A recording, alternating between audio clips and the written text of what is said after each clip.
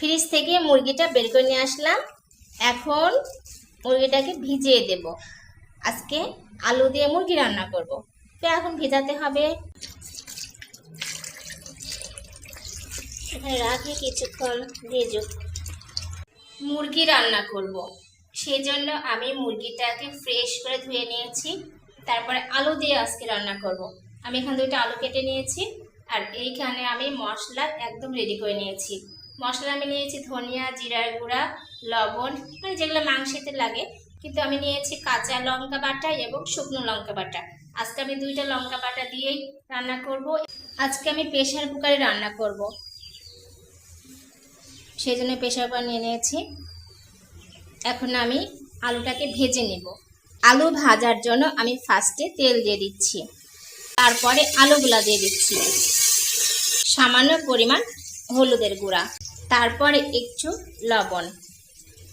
আলুগুলাকে তেল, লবণ এবং হলুদের সঙ্গে ভেজে নিচ্ছি। তারপরে আমি সবগুলা আলুকে উঠাই নেব। আজকে আমি সরিষার তেল দিয়ে রান্না করতেছি। মাংসগুলাকে দিয়ে একটু ভাজা ভাজা করে নিব। মাংস দিয়ে দিচ্ছি, সবগুলা মাংস আমি দিয়ে দিচ্ছি। মাংসটাকে লবণ হলুদ দিয়ে ভেজে নিব। লবণ দিয়ে দিলাম, তারপরে একটু হলুদ দিয়ে দিলাম। এবার আমি মাংসটাকে ভেজে নিব।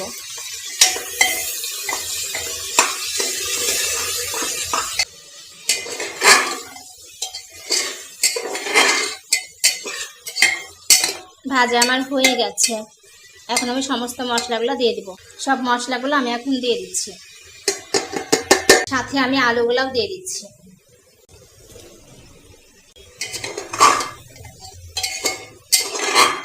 আলুর সঙ্গে মাংসটাকে এবার ভালোভাবে কষাই নেব কিছুক্ষণ ধরে। তারপরে কয়েকটা কাঁচা লঙ্কা দিয়ে দিলাম। আমার মাংস কষানো হয়ে গেছে। এখন সামান্য পরিমাণ পানি দিয়ে ঢাকনাটা লাগিয়ে দেবো, ব্যাস তাহলে হয়ে যাবে।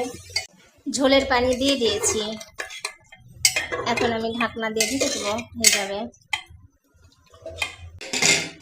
ব্যাস, এবার আমি প্রেসারের মুখটা লাগাই দেব।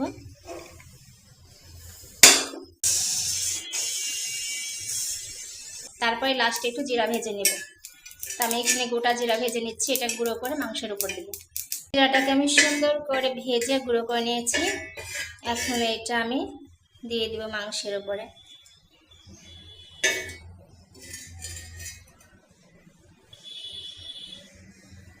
আমার মুরগির মাংস রান্না একদম কমপ্লিট হয়ে গেছে। ক্যামেরার বাইরে কিন্তু ভালোই দেখাচ্ছে, কিন্তু ক্যামেরার ভেতরে এরকম লাগছে না। আলু দিয়ে মুরগি